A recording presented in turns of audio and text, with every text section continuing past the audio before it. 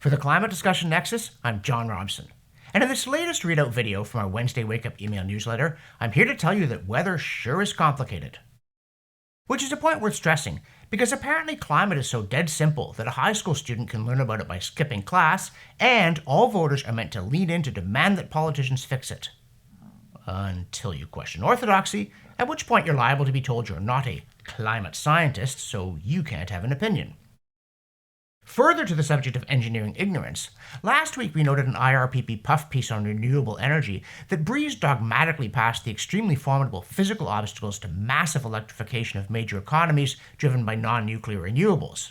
And this week we return to the subject to note how amazingly widespread this dismissive attitude is. We don't just mean once and future Canadian Green Party one-woman show Elizabeth May, who tweeted about a recent protest, quote, "Thank you, German climate activists. Canadian liquid natural gas is a climate killer. Fracked gas has the same carbon footprint as coal. Bring on green energy. Hashtag with climate emergency, no LNG, renewables, and support Ukraine." With what, solar-powered anti-tank missiles? Well, Guardian columnist Zoe Williams certainly does. She ridiculed incoming British Prime Minister Liz Truss for thinking that fracking or nuclear could solve the energy crisis, instead of depending on more of what caused the crisis in the first place. She actually thinks that, quote, "the global energy crisis has sparked conversations that are real, perhaps for the first time," end quote. And then promptly undermines that claim by asserting that, quote, 45% of UK electricity is already from renewables, end quote.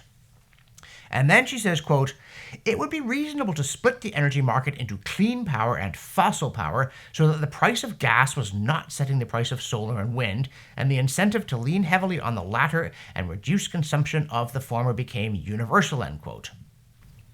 Which is the exact opposite of what would really happen given the massive subsidies that have been required to bring renewables to their current position of adding enormously to European energy bills without adding much to European energy supply.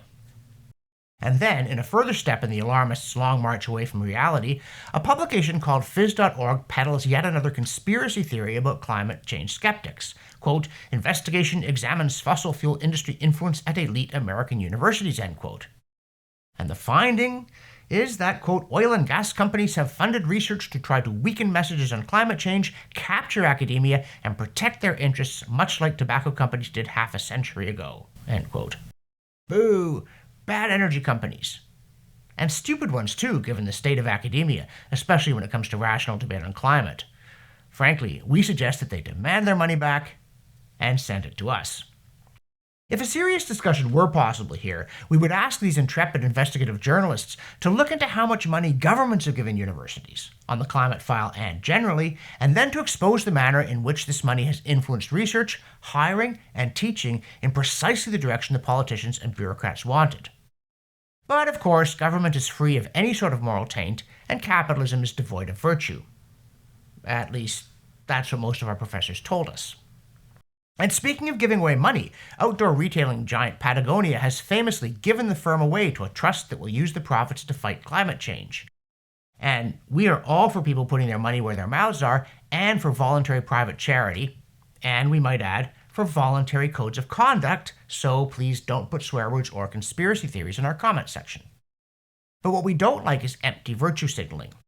So we very much agree with Dan McTeague, the gas price wizard, who tweeted, quote, "Good, now they can deliver their wares and other products no longer made with any fossil fuels whatsoever by llamas and wooden sailing ships. Welcome back to the year 1388, end quote. Okay, we don't totally agree with him, because in fact, people in medieval times were more than familiar with coal as fuel. Marco Polo even mentioned its abundance in China, where it was being burned for industrial purposes 3,000 years ago, and it was known in classical Greece as well. But we do call on Patagonia to renounce the use of fossil fuels in manufacturing, including for making materials, and to renounce its use in distribution before they wag their finger at the rest of us. In the newsletter, we also discuss one of the profoundly anti-scientific aspects of climate alarmism, namely the way that it throws everything into the warming sink. For instance, a story saying, quote, "Green crabs have already invaded Washington's shorelines. Now they're headed to Alaska. The discovery, which experts say is likely tied to warming waters because of climate change, threatens Alaskan economies, ecosystems, and long-standing ways of life," end quote. So, Never mind that the green crab already exists in waters from the Baltic to Hawaii and has been discovered to get around by hitching rides and fishing and shipping gear. Or that this thing is old news. As the story does blurt out at one point, quote, "The European green crab has been a pest in American waters for some 200 years, but it remained an East Coast-only menace until the late 1980s when it was discovered in San Francisco Bay, likely transported by humans in bait or in packaging," end quote. So, it wasn't warming that got it to chilly San Francisco from tropical Maine, was it? Nor was it warming that caused the crabs to start spewing larvae into Pacific Ocean currents and then spread along the west coast, as it typically spreads along any coast. Instead, quote, "like many invasive species, green crabs are likely benefiting from climate change, which often facilitates invasions," end quote.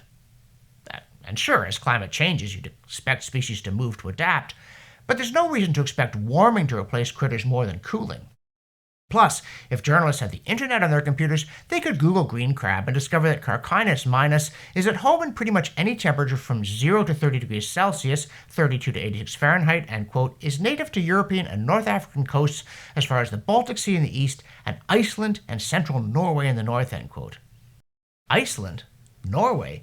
The Baltic? Yes, but not the warm Mediterranean, and it doesn't flourish in places like Brazil, Panama, Madagascar, or Sri Lanka. So maybe warmth isn't really its thing?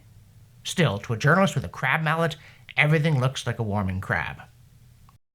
Also on the subject of widespread error, we present another in our Everybody Knows series. For instance, if you live in Canada, everybody knows your country is warming faster than the global average. But the same thing is true if you live in China, or anywhere in Europe, or in Russia, Singapore, Japan, West Asia, Karachi, the Arctic, Prince George, the Netherlands, the Adirondacks, or Antarctica. So, how is such a thing possible? The explanation is simpler than you might expect, and it doesn't mean what everybody knows it means. Basically, it turns out that the Earth's surface is 70% ocean, and whenever a warming trend occurs, regardless of cause, whether it's man-made or natural, the land surface warms faster than the ocean because of the ocean's greater ability to absorb heat. And since every country is on land, no angry letters from Atlantis, please, and since the global average includes the oceans, it means that every country is warming faster than the global average. And another point here, polar regions warm faster than non-polar ones, so countries like Canada and Russia get a further boost from where they sit on the Earth's surface. It has nothing to do with how much greenhouse gas they emit, nor does it have anything to do with a supposedly negative impact if it happens to become less chilly in Siberia. Now, if you live in a country that's warming faster than the global average, you should be relieved, because it means you're not completely at sea. Unlike gullible reporters who swallow alarmist propaganda about how your home is warming faster than the global average. And another thing, we recently reported on the IPCC's new map-based atlas that shows compilations of research on historical trends in all manner of climate data, including extreme weather. Since politicians and journalists rush to blame any wind-related events such as tornadoes or severe thunderstorms on climate change, we figured there must be an entry in the IPCC Atlas on them as well. And there is. Their map of the world shows that severe windstorms have been observed to be getting worse nowhere. No, really, here's the map.